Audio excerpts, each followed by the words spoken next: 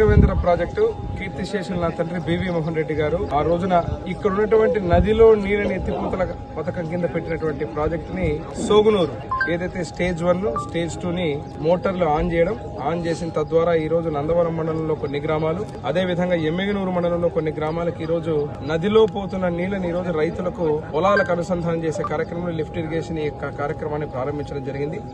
దాదాపుగా ఇక్కడ గత ప్రభుత్వం విధ్వంసంలో రైతులకు నష్టం చేసేటువంటి కార్యక్రమాల్లో భాగంగా గురు రాఘవేంద్ర ప్రాజెక్టు జరిగిన నష్టము తాత్కాలికంగా కనీసం వీటిని ప్రారంభించాలంటే కూడా 2 కోట్లు వచ్చింది లెక్క.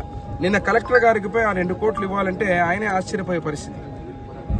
ఇప్పటికిప్పుడు అందుకే ఏదో ఇబ్బందులు పడుతూ పైన కింద ఇబ్బంది కాకుండా ఇబ్బంది పడుతూ ఈ రోజు రైతులకు నీళ్లు వృధాగా పోతున్నాయని చెప్పి ఈ స్కీమ్ని ఈ రోజే మోటార్ ప్రారంభించడం జరిగింది. చాలా సంతోషం. ఎందుకంటే రానున్న రోజుల్లో మళ్లీ ఈ వ్యవస్థలన్నింటినీ గాడిలో పెడతాం. అదే రకంగా రాబోయే రోజుల్లో గురు రాఘవేంద్ర ప్రాజెక్టు మళ్లీ కీర్తిశేషులు నా తండ్రి బివి మోహన్ రెడ్డి గారు తెచ్చిన ఈ ప్రాజెక్టు పూర్వవైభవం వచ్చే విధంగా దీన్ని కూడా ఒక సిస్టమేటిక్ గా, ఎందుకంటే ఆ రోజు వారు తలంచినటువంటి ఆలోచన ఏంటంటే ఈ ప్రాంతంలో ఒక చుక్క వాన పడకపోయినా పైన పడేటువంటి నీళ్లు వర్షాలతోటి నదిలో ఉన్నటువంటి ఈ యొక్క నీళ్లని వృధా పోనీయకుండా ఆ నీళ్లని ఈ రోజు రైతులకు ఇవ్వాలని చెప్పి ఒక గొప్ప సంకల్పంతో తెలుగుదేశం పార్టీ అధినేత నారా చంద్రబాబు నాయుడు గారు అదేవిధంగా నా తండ్రి బివి మోహన్ రెడ్డి గారు ఉన్న రోజున తెలుగుదేశం ప్రభుత్వంలో తెచ్చినటువంటి ఈ ప్రాజెక్టు.